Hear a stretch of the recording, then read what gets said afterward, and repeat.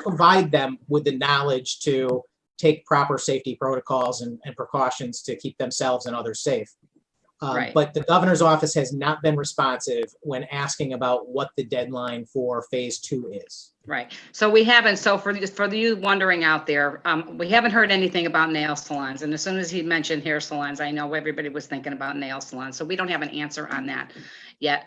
But just a little bit about myself. I am a real principled person, and I base my decisions are guided by our Constitution, limited government, freedom and opportunity for everybody. And that's basically what I base my decisions on when I'm up in the legislature. And I really hold those dear and dear to my heart, because I feel if I'm true to my principles, I'm true to my constituents, and I'm true to my country and my state. And I took an oath of office to uphold that Constitution, and I pretty much live by that every day. So we appreciate you being here. I know last time we probably talked a lot and didn't get to answer a lot of your questions. So I like to answer a lot of questions. I think that's really important. And I know there's a lot on everybody's minds today is what's going on with the state, when we're going to open the state, what's going on with the masks, the mixed messages that we're getting. So we're hoping that we can try to clear some of them up for you. And really, we are just as frustrated as you are out there.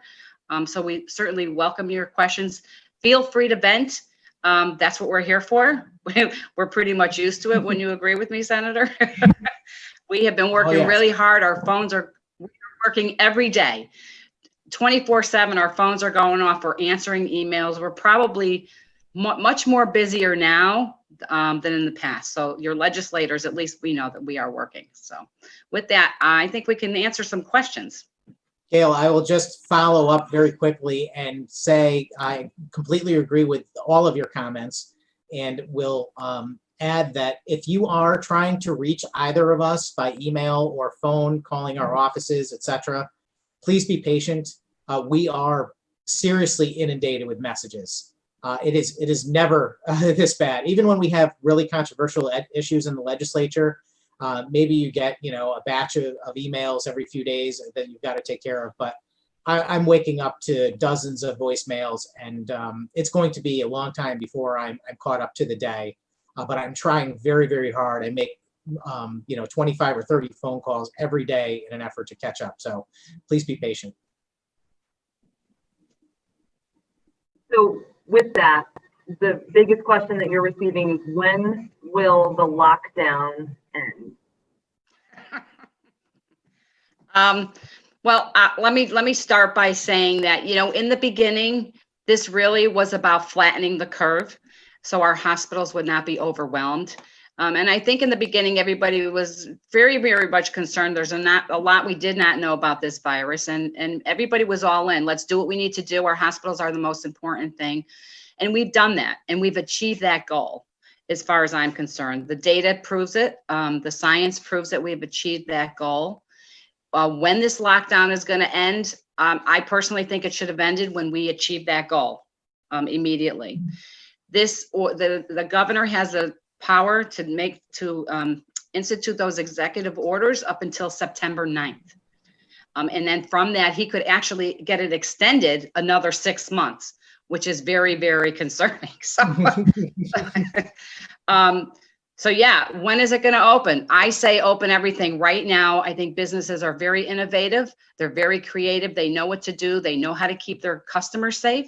They know how to keep their employees safe. They do a far better job in managing their business than we do at the state of Connecticut, hands down. So I think we should end it right now and get everybody back to work and free people up, educate them. I haven't heard a lot during this whole pandemic coming from our state about how to take care of yourself. Talk about maybe your immune system. What are things that you can do to help your immune system, right? Talk about mental health issues. There's a lot of issues going on today with depression and suicide and drug overdoses. And think of the seniors that are in the convalescent homes, that they can't see their family. They're being separated from their families for 6 months. These consequences, what's going to happen here is going to be far worse than the cure of what they're trying to accomplish. So we have gone from flattening the curve to finding a cure, or maybe finding a vaccine or something. We have to move on with our lives. I think people are very smart. They know what to do. We get it. It's just time to move on. Senator? Yes, so Representative, great comments. I agree with you that when all of this first began, and I remember very vividly the day that President Trump came on the TV and Governor Lamont came on the TV also, and they had the same message, which is, this is a scary situation. We are dealing with an unknown pandemic, a virus that kills people, and they were projecting the potential that millions of Americans might die. And of course, we all reacted appropriately in a circumstance like that. And we're willing to accommodate the request to stay home and stay safe and to flatten the curve. And kudos to my fellow American citizens for taking that seriously and making every effort to prevent the spread of coronavirus. As we were asked by our president, our vice president, and our state government. Since then, and the way this happened, by the way, in case people are wondering, is in the state of Connecticut, Governor Lamont came to the legislature, and when I say the legislature, I mean the legislative leaders, which are the leaders of the four caucuses, Democrat, Republican, House, and Senate, and also the Speaker of the House, the President of the Senate, and the Chairman of the Public Health Committee. Each one of them gets an opportunity to weigh in on the emergency declaration. And essentially the declaration says, I'm His Excellency Governor Lamont, and I'm declaring an emergency, and I'm going to run the state by executive order for the next 6 months, starting today. And those 7 people that I mentioned get an opportunity to say no, but they only get a 3-day window essentially to do so. And out of that 7 people, there are 5 Democrats and 2 Republicans. So there wasn't much chance that that was going to be overridden at that time anyway. I agree with Gale that, we flattened the curve. That was what was requested of us to begin with as citizens. And since then, the goalposts continue to move.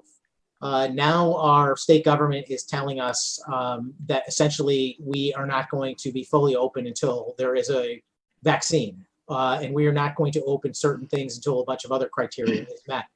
I don't know whether or not that is a legitimate plan from a medical standpoint. And my concern has been since the very beginning that the governor is making decisions on things other than science and medicine, as we were told. And the flip-flop on May 20th for hair salons and barbers is the greatest example. He made a commitment that we would be safe to open those establishments on May 20th until he heard from some folks that disagreed for their own reasons. And maybe they were legitimate reasons. And I don't want to dispute anyone's valid concerns one way or the other about whether salons should be open on May 20th. The point is the governor said so, allegedly based on science and medicine. And then because people complained, he changed that date. So either he was basing the first decision on something other than science and medicine or the second one. And I would speculate that neither one of them was based on science and medicine. And that should concern us all. And we've also seen a great many decisions that are completely arbitrary. There is no reason in my mind for you to be able to explain that it is okay. And I have nothing against Target or the dollar store or any of the businesses that are open. I'm glad for them. But there's no reason why those businesses can be open when similar businesses, that have similar dynamics inside their store. I always keep using the example of the mythical Susie's dress shop, which has 1 or 2 customers a day, or few people in at one time. Why are they required to be closed as non-essential when other businesses that have far more people and far more direct contact are open? So these are concerns I have. I've been very public that I think that the governor is not using medicine and science to make his decisions, and that in America, people are free. We are free citizens. We are not subjects. And it is really up to people themselves to make their own decisions on how to deal with public health issues. It's up to us what foods we eat and the risk we take to our bodies because of that. It is up to us whether or not we go to work knowing that one of our coworkers has a cold. Sometimes these decisions are hard for sure. And sometimes it might be easier even to let other people make them for us.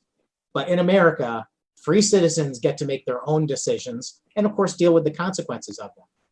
And it is wrong for the governor to exceed his authority to arbitrarily determine which businesses are allowed to be open and which ones are allowed to be closed based on nothing, based on politics, based on his personal whim. And I know I'm going kind of long here, but I want to point out one other thing that frustrated me, which is that during one of his press conferences, he was asked about tattoo parlors.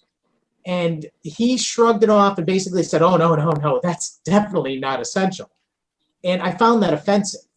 Not that I have any special preference for tattooers or any other business. And that's precisely the point. The governor cannot and should not have a preference or use his personal preference in determining what is essential and what is not. It's either based in medicine or science or it's not. It's not the governor's decision to decide who gets to do what. That is the rule of men and not the rule of law, and something we have to correct as quickly as possible.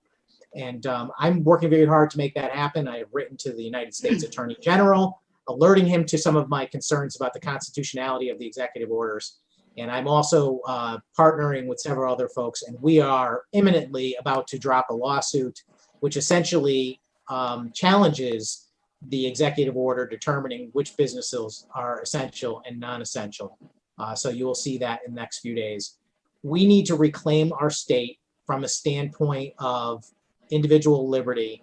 This is not about politics. I know that there are people that promote democratic causes and politicians who will say that I'm doing this simply because Ned Lamont is a Democratic governor, and that is not true. It is completely false. If it was a Republican governor doing the same thing, I would say exactly the same thing. In fact, I might even be more hard on him because I would find it doubly offensive that someone in my own party would have the same attitude. What's right is right, and what is wrong is wrong. And as Gale said, we are people of principles, and that's how we do our jobs.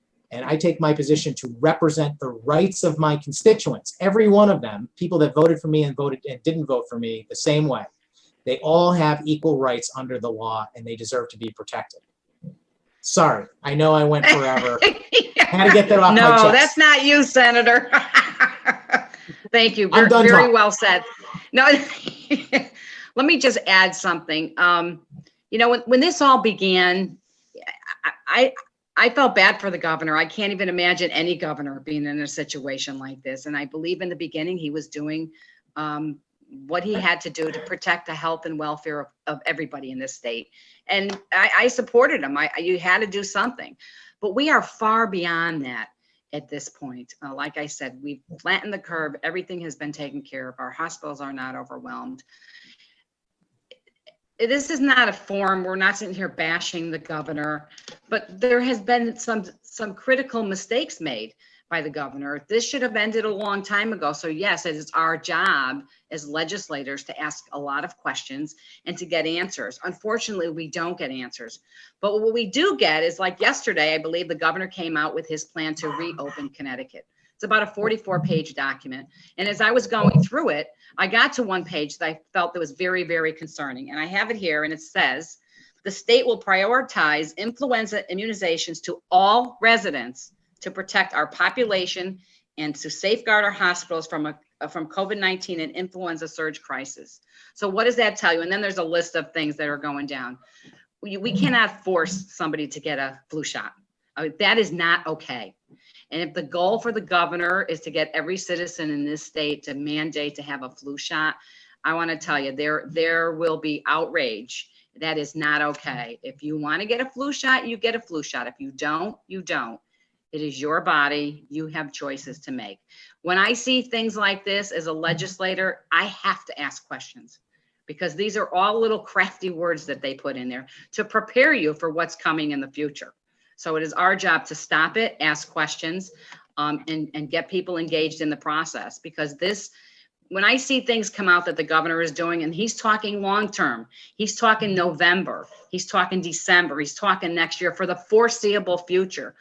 Well, his executive order power is supposed to end on September 9th. There was a lot of money being invested here and a lot of plans being put in place that tells me that it's possible that he's going to try to extend this for another 6 months. And that cannot happen. People are free. We need to get back to work. We need to get back to normalcy, not the new normal, to normal, the way we used to live. This is the way we want to live, Normal. and we have to do that. The what? The new normal? Normal. There's no new normal. It's the old normal. So with that, I know we've talked enough a lot. Let's answer some more questions. Do you have anything else there, Sarah? Yeah. So a lot of people are concerned about what the forecast is for the schools come fall. Now that schools have been, and we're dealing with the summer camps possibly starting up. Is there anything that you're hearing as far as, are we going to open in September? Will it be normal in September? Those are the questions that you're getting. Well, again, it kind of goes back to what I was just saying. They're making plans for the fall, right? For school, September, October, November. So in the back of their mind, I don't believe they have any intentions on completely opening the state. And when they're mandating, they're going to be mandating or put measures in place for our schools. I haven't heard much about it. I know they're probably trying to open day camps, some summer school. There hasn't been an outline on there, but I believe if you go to the CDC website, they're talking about, I did see some requirements in there for, kids going to school with masks. That is not healthy for them, for the kids. They need to be in a regular environment and to be entertained and to be one-on-one. They are the least affected actually by the virus. So something needs to be done with the school system. And another complaint we're getting is that there's absolutely no reason why schools can't have a graduation. I hear the governor talk a lot about being outside. Go outside, it's healthy, right? But don't have a graduation outside in a football field. These kids have worked their entire life. To some people, maybe it's not a big deal, but to them it is. This is their graduation. It's probably the proudest moment up to their senior year, and they deserve to be recognized and have a graduation. There's absolutely no reason. Right now, the governor should come out, have a graduation, do it outside, do it in a football field, be safe, put the right protocols in place, and let these kids graduate with the honor and the dignity that they deserve. That is absolutely unacceptable. Sorry, I'm ranting, but things like that, I get really emotional over. I feel for the parents and these kids. Yes, Representative, I completely agree. And I will let the folks watching know that we've sent lots of correspondence to the governor himself and his COVID response team about having graduations. In fact, a number of towns across the state, and I know Southington has got a tremendous movement for this, and I'm behind them 1,000%.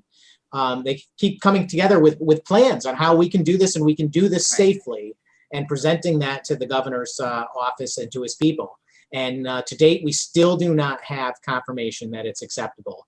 And I think that's unacceptable. I don't think there's a legitimate medical reason why they cannot accommodate a graduation that is well planned and takes precautions. I just don't understand it. And you have my support if you're watching this and you want to see graduations in our local high schools. So do I. It's up to people, again, they don't have to attend, I mean, what is wrong with the basis for America, which is freedom for individual choice? Well said, Senator. Speaking of individual towns sort of taking things into their own hands, we've been seeing headlines lately of certain towns, imploring that the governor just let them decide if their own businesses can open and them authorizing it. Is that something that's actually allowed? And, do you support that concept of the towns pushing, back against just the statewide mandate? Oh, absolutely. The towns and the mayors and the first selectmen and the town managers, they know best what's going on in their town. Every town has been affected differently throughout the state. There's no reason why they can't make those decisions and do what's best for their town. I totally agree with that. I think that's really, now you're bringing it down to the people, right? Because they are going to listen to their constituents, to their residents. And that's really what it's all about. It's not from top down, it's from bottom up. And that's the way government should be run. Yeah. I will not disagree, because I am very much in favor of the local governments that have spoken up However, I'm opposed to the local governments that are trying to create even more arbitrary Yes. regulations and lockdowns on their citizens. Yet in America, the focus is we the people. Individual citizens are the ones that have rights. Governments don't have rights. Groups of people don't have rights. Individuals have rights. And when this, we could get into this whole thing. I described in a recent Facebook post that there's only 4 options to end the business closures being mandated by the state. And I would be the first person to say that the state government never had the right, whether it was right or wrong, or the smart thing to do is irrelevant again. But the state government does not have the power to say who's essential and who's not essential, and this business can be open and this business can be closed. That is not something in keeping with the American system of government. There's nothing in our federal constitution that would allow that. There's nothing in our state constitution that would allow the government to do that.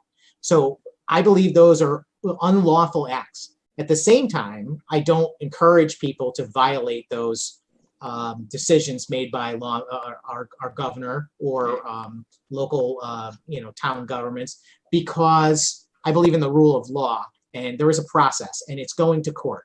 So the 4 ways we can undo this is the governor relents on his own and decides to transfer the power back to the people where it belongs, which that can happen if there is enough public pressure to make it happen, which is why I spend every day trying to teach people the value of freedom and sticking up for their own freedom and their own rights, and telling people that they get to make their own choices. That's one. The second option is that the legislature would go in and override the governor. But sadly, there is very little chance that that's happening. It would require a majority vote on a petition. And judging by the fact that I only had 11 brave colleagues, including Representative Mastrofrancesco, join me in writing the Attorney General of the United States, that means we're probably not going to get to 50% plus 1. And it seems like most of my Democratic colleagues seem to be in line with the governor on most of these policies. And I'm surprised, because even if they agree with the letter of the ideas, they shouldn't agree with the methodology. The governor is bypassing their rights as the representatives of their constituents to vote on these policies. And then the last 2 things are either federal court and state court. And there are numerous lawsuits that are pending on various executive orders, including the one I mentioned earlier. Yeah, we need the people to really rally behind and put pressure on the Democrats. Put pressure on the legislators to call us into session and end this thing. And by all means, this cannot go past September 9th. That just cannot happen. We need to have our lives back. It's very frustrating. We, as a legislator, it's frustrating for us because everybody says, what can you do? And we've sent letters in, we don't get a response. We've, like Senator Sampson, we sent a letter to the Attorney General. You almost feel like your hands are tied. You just want to go up. It's very frustrating on our end as well. I hear you. We are just as frustrated as you are.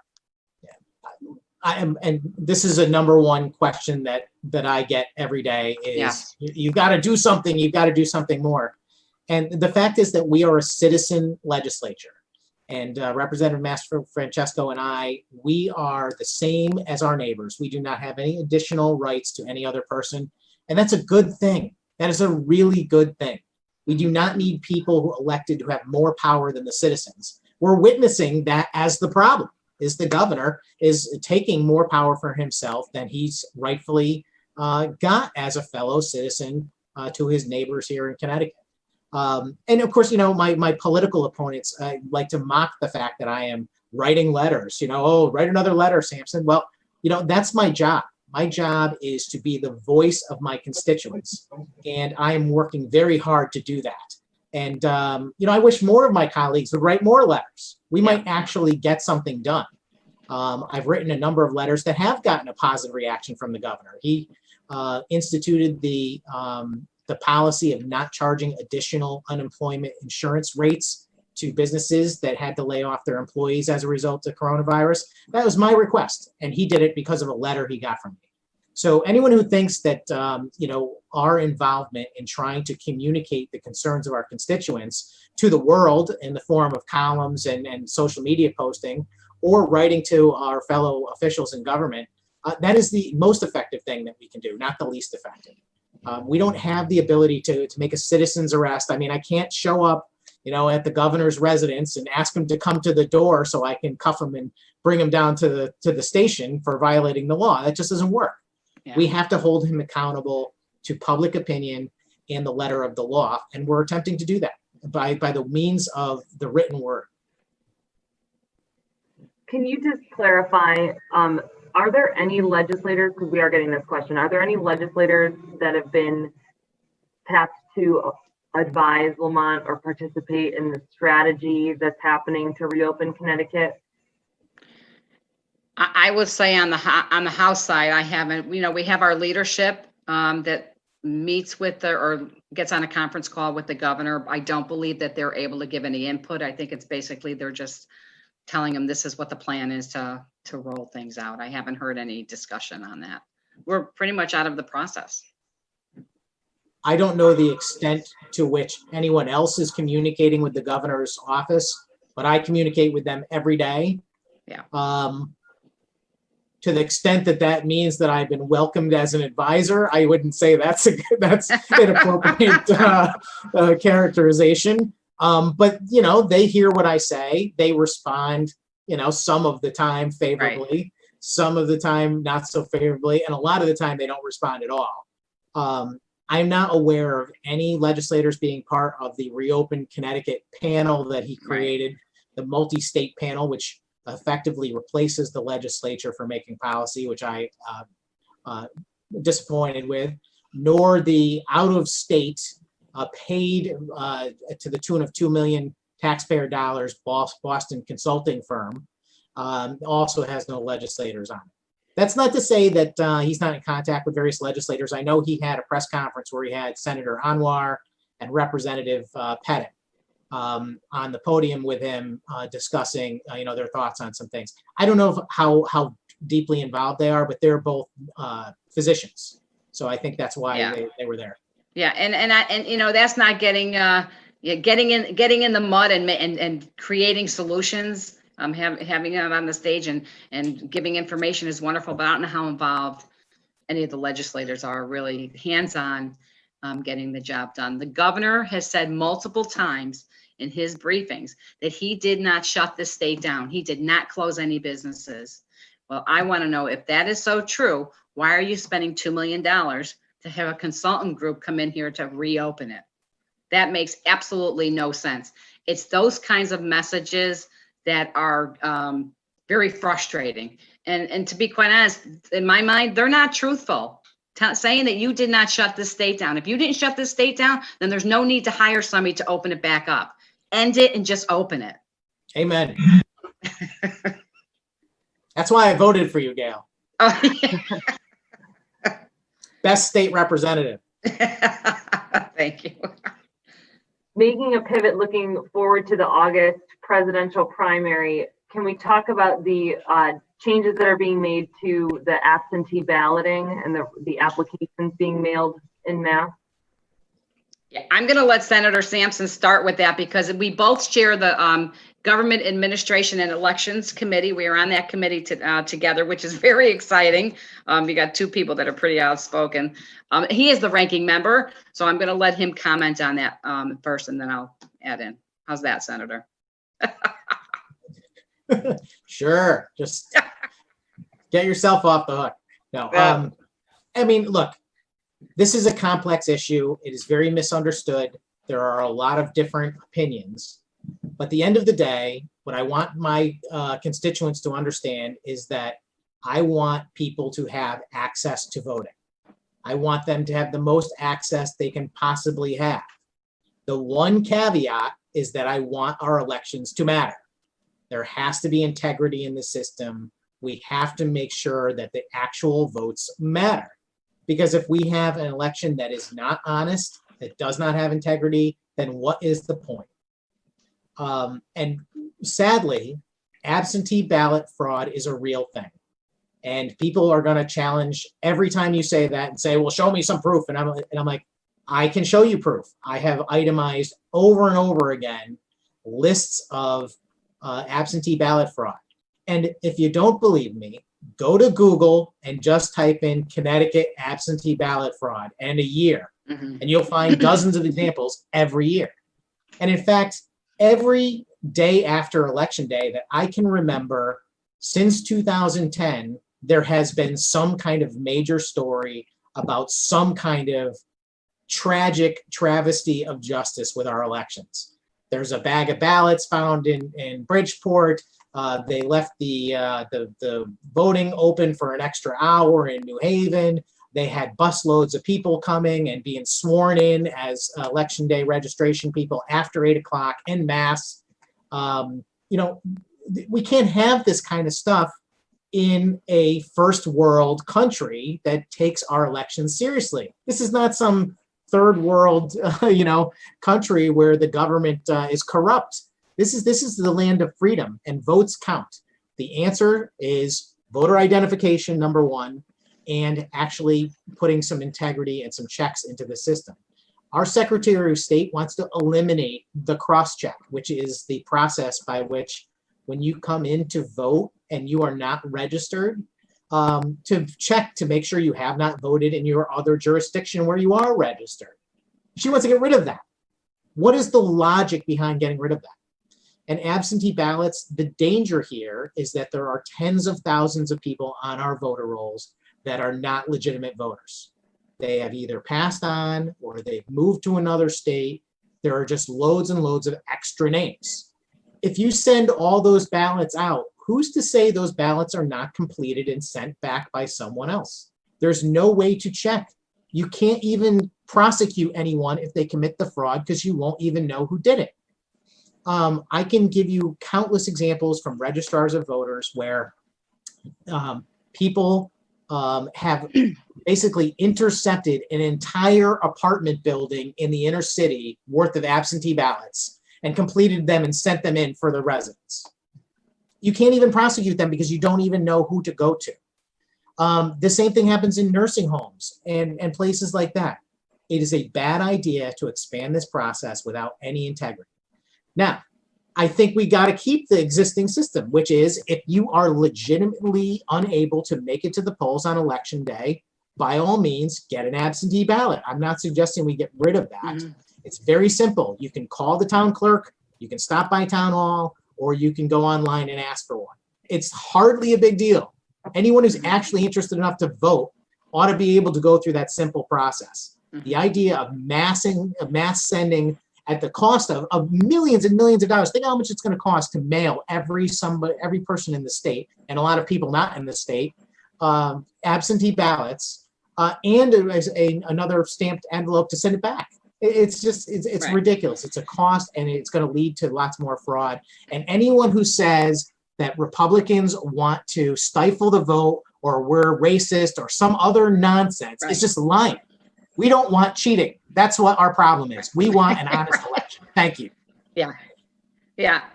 Very well said, Senator. Ditto everything that you said. But this whole process that the Secretary of State, Denise Merrill, is putting through and the governor is approving it with the executive is absolutely 100% unacceptable.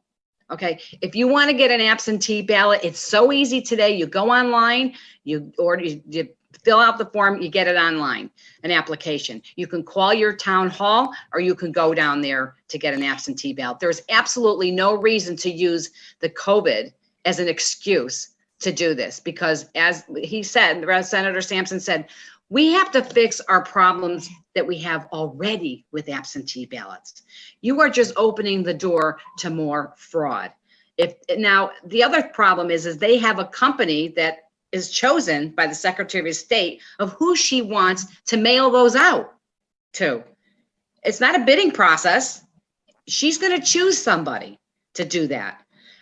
There is risk and a potential for fraud and abuse all over this. Absolutely unacceptable. We have been going months going to the store, going to the pharmacy, going to the post office, going to the bank, waiting in line. And for those people that do that, they're very comfortable. They will go and stand in line to vote. They will stand 6 feet apart, whatever the requirements are. And if they are uncomfortable, they can certainly call and get an absentee ballot. As this, we are free people. We are free citizens. They are using this excuse, as they always say, never, as the Democrats do say, never let a good crisis go to waste. Well, I want to tell you, they are seriously taking advantage of this crisis in many, many ways. This is absolutely unacceptable, an overreach of power on both on the governor and the Secretary of State. And I'm concerned that now, think about it, as I mentioned before, they're talking about trying to get this done for November. So listen to the words that they use. This is supposed to end September 9th, right? When they're talking about doing something for November, what does that tell you? You got to pick up these little keywords and stop them from expanding this for another 6 months. I had a rant, but it's excellent points, Representative. I will also remind everyone out there that exactly what the Secretary of State is attempting to do is defined as creating no excuse absentee voting, and of course mailing the ballots out at the same time, which is the even worse part of it. But the state of Connecticut actually had that as a ballot question. In 2014, the citizens of Connecticut were asked, would you like no excuse absentee voting? And guess what? The question failed. The people have spoken. Why is it that suddenly the Secretary of State thinks it's perfectly acceptable to go ahead and institute a failed policy, by law without any legislative action, et cetera? It's ridiculous. And don't let anybody tell you and try to convince you, well, it's only a primary, right? And it's already been determined who. Every election is important. It doesn't matter if it's a primary. It doesn't matter if it's a small turnout or a large turnout. There are some primaries going on in the state for state representative and for state senator. So they are important. And their goal really is to push this through the November election. Now, I think it's confusing people because I hear people talking, so we're all voting by absentee ballot, not thinking that they could still go to the polls to vote. So that it's very, very much misleading. Don't buy into this, that it's only a primary, because every primary, every single election is important, and the integrity of every election is important. Thank you. Do you have any update from the issue that they've been experiencing with the Department of Labor and just the enormous backlog and fixing that technological glitch that they thought was going to start making things move faster? Is there any sort of light at the end of this tunnel for people who are seeking to replace their lost income? I can say that it's been a disaster from the very first day. I don't have any ill will towards the employees of the Department of Labor. I know they are overwhelmed. I do think that there is a lack of leadership there, and they certainly do not have enough staff or the technology to accommodate all of the constituents that I have that are concerned. This is the #1 call that I receive along with my legislative aide every day. Someone has got a problem. If you make the tiniest error in entering your data, suddenly you are messed up and you cannot fix it. And then of course you cannot talk to anyone, and you can't get someone on the phone. The Department of Labor actually, because of all of the complaining that I have done, has actually assigned my office our own liaison. So we actually have a direct contact. You would think that would make things a lot better. So yes, we have someone to talk to. So if you contact me or my office and you talk to my great, amazing aide, Nolan Davis, we will get your information. We will try and get it taken care of. The person at the Department of Labor they assigned us is brand new. You know, they've only been there for a short period of time, so they don't even only know how to fix things, but at least they're taking the information and know that someday we will get caught up and it will get processed. I feel very terribly for people in my district and across Connecticut. There are people who have never taken a single nickel from our government, federal or state, that are self-starters who take care of themselves, who are so desperate at this point of not having an income for a long period of time that they are actually standing in line at Rensselaer Field to get, a handout from the government. And I cannot believe that is happening in my country. It is appalling. And our governor should be embarrassed that he has put those people in that position. It upsets me to my core. I cannot even tell you. Yeah, it's obviously an ongoing problem. I get calls every single day from frustrated people that they can't get their unemployment, and my heart goes out to them. I can't even imagine. This has been going on since March, right? We're into June, and they're still not getting a response. They're still not getting their unemployment. There's no reason why they can't train people to answer the phone or just to even respond to an email. We have a lot of state workers that are working from home right now, or not working from home. They're not even working. They're just home like everybody else. So there's no reason why we can't train enough people to answer a phone or answer an email, just to let people know that, just to at least acknowledge them. Say, look, we're behind right now, but we're working on it. I understand. Unacceptable. There's no reason why that can't be done. And the sad part, Representative, is they're leaving that job to us, which is just, it's incredible. I mean, Gale and I, we serve in the legislative branch of government. Our job is to debate and vote on policy. We don't work for the government itself. We work for the constituents. We are your representatives. We are your neighbors who are lucky enough to be chosen by you to go and be your voice to make the policy for the state. I am not the customer service representative for the governor's Department of Labor. And effectively, that's what he has done. And part of me believes it's been done on purpose. They know that we're getting a lot of grief from our constituents and that people are angry at anyone in government.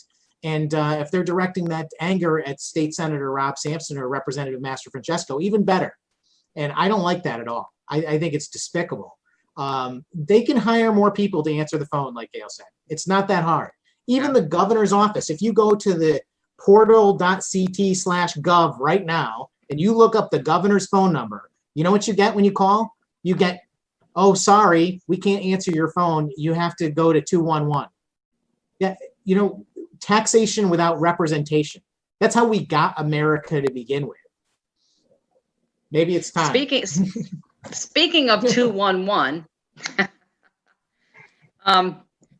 they have a number out there for, yeah, right. They have a number out there for people to call if you see somebody not wearing a mask or a business that doesn't have the right screens up to protect their people. They are encouraging people to call this number to report a business or to report somebody. What has happened here? What have we become when that happens? Terrible. Just it's frustrating. Yeah. The governor is encouraging people to call the number if you see something. I'll tell you. Very 1984. Well, I have to say, what country are we living in when that happens? Right. Keep going, Sarah. I'm sure you got lots more. Just a lot of the concerns still about, which entities and businesses and places are being allowed to reopen and not reopen. People are upset about places of worship still being forced to be closed, for state parks to be closed, the way that they're handling the crowd control at some of these locations. Just general ranting about that. I don't know if you have any additional thoughts. We could go on all day about this. Yeah. The guidelines that they put in place for these businesses to open are so stringent. Some of them aren't even going to open. They can't afford to buy the materials and the supplies that they need. They're so strict. It's really challenging for these businesses, and I'm very fearful that some of them won't come back and people will be out of a job permanently. There is a lot going on from a legal standpoint. Yeah. Freedom of assembly guarantees the right of American citizens to gather. It's not really disputable. You can come up with case law that says X, Y, and Z, but the Constitution is the Constitution. Freedom of religion, along with freedom of assembly. The right to engage in commerce with your fellow citizens, to make contracts, These are all things protected by our United States Constitution.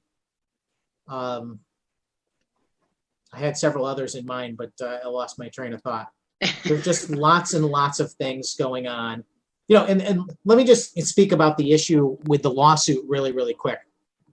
It's not even based in the constitutional concerns, which we will certainly reference. But I'm more focused on something that I believe is even more clear, which is that the governor's abuse of his authority when it comes to the emergency declaration is pretty much clear on its face. That emergency declaration, as I described, essentially follows a statute which allows him to modify existing law for public health purposes for the period of the emergency declaration. The word modify is in there, not create.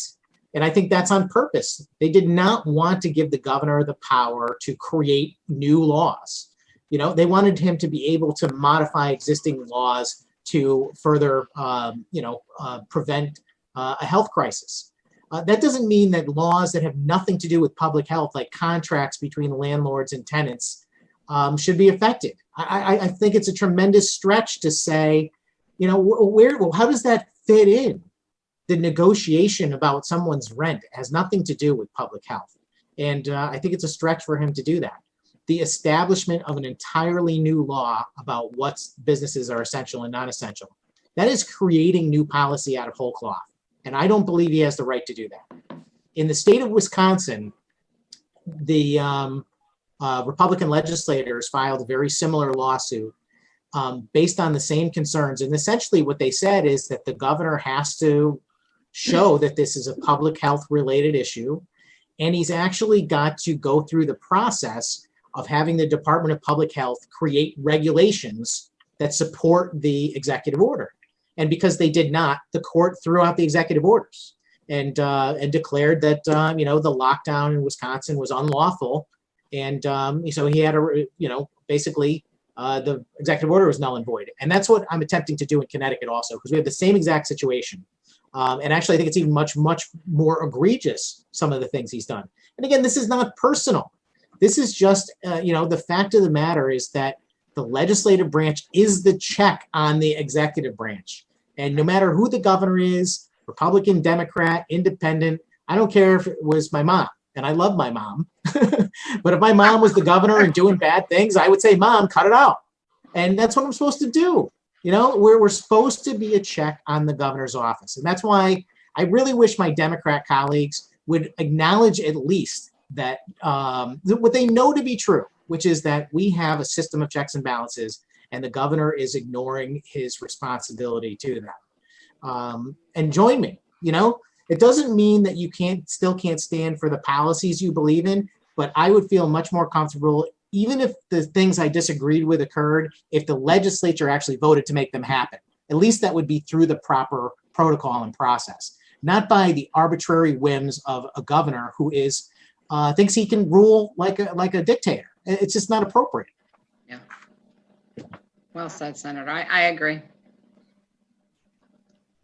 So in an effort to try to give people some general advice on how to move forward from here, there's just a lot of people that are just looking for direction, looking for every single bit of information. Do I, don't I, how do I, do you have any sort of advice to leave people with today as a final thought? Wow. We get information as they do. As a legislator, I'm listening to the governor's briefings on a daily basis, trying to find out what the next executive order will be and how to proceed. We are here they can certainly call and email us anytime, always available. How do they prepare?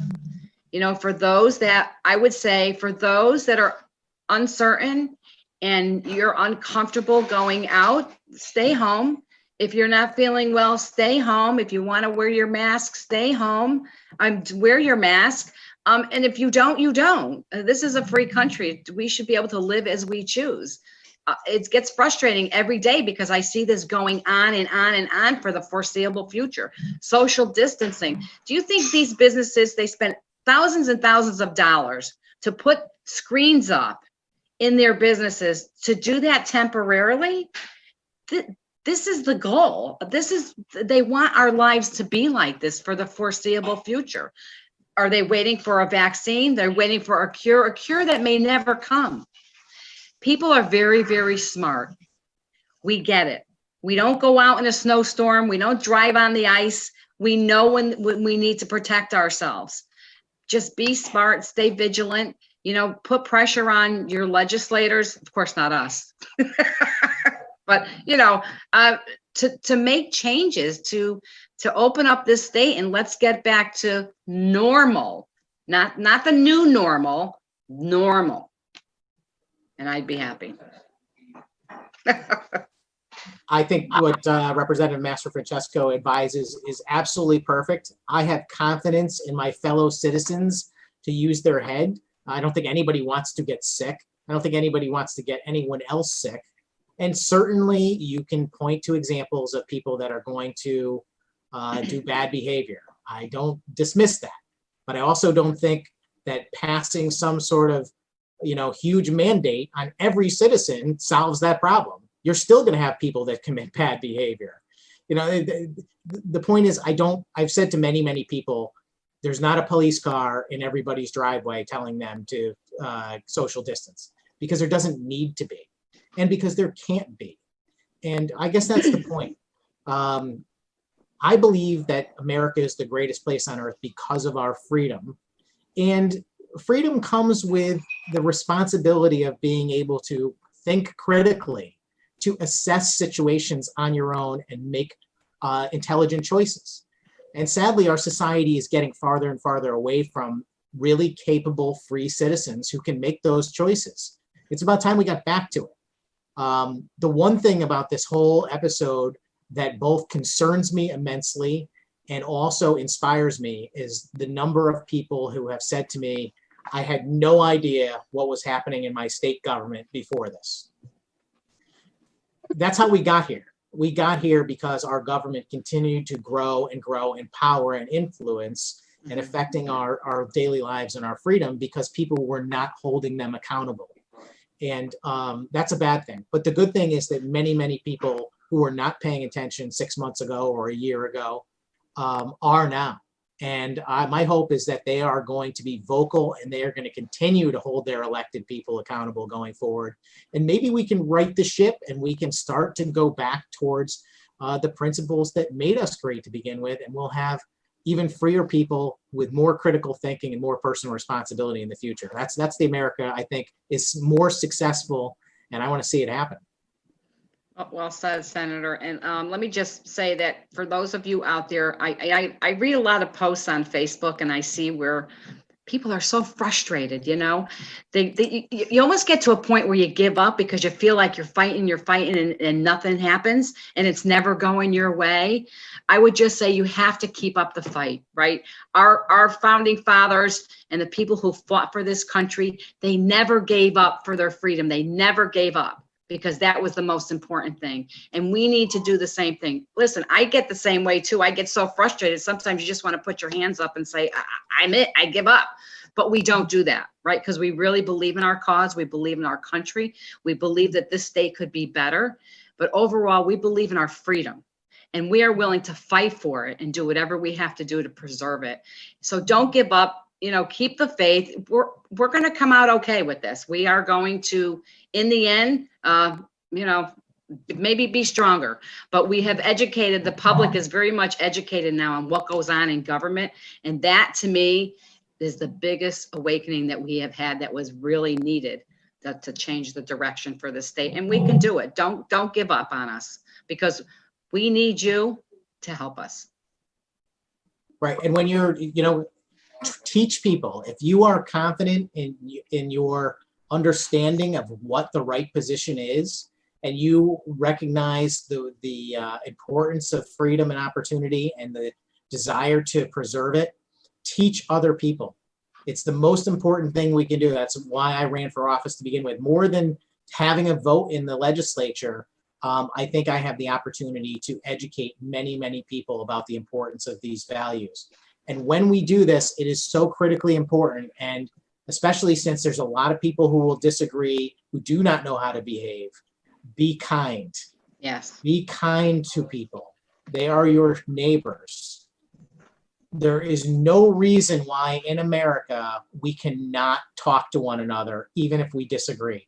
That's what freedom is about. It is respecting the fact that your neighbor has a different view than you. It is totally fine. I can't believe how far we have fallen, that the amount of terrible, unbelievable dialogue that appears on social media. It's just shocking to me the way people accuse each other, talk to their neighbors, even their elected officials. There's no reason. Trust me when I tell you, Representative Mastrofrancesco and I are not getting rich off this job. We are not, quote, bought and paid for by any organization. Right. We're making roughly 30 grand a year, working hundreds of hours a week for what we believe in, which is protecting the rights of our constituents and trying to restore freedom and opportunity to our state. That's it. That's what we're doing. And we take a lot of slings and arrows for it. And people are going to disagree. And I'm totally fine if you disagree with me, but try and be nice. I am always receptive. I'm not perfect. I'm a human person. I lose my patience and my temper on occasion too. But for the most part, I just want to talk to people and show them that I respect their values and their principles, and they need to respect mine also. Well said. Are we done? Should we just say thank you? We're wrapped Thank you. up. Thank you. Thank you, everybody. Thank you. This is very enjoyable. We're going to try and do many more of these, going forward. And if you have questions, by all means, inbox us or, email or call the office. Thank you.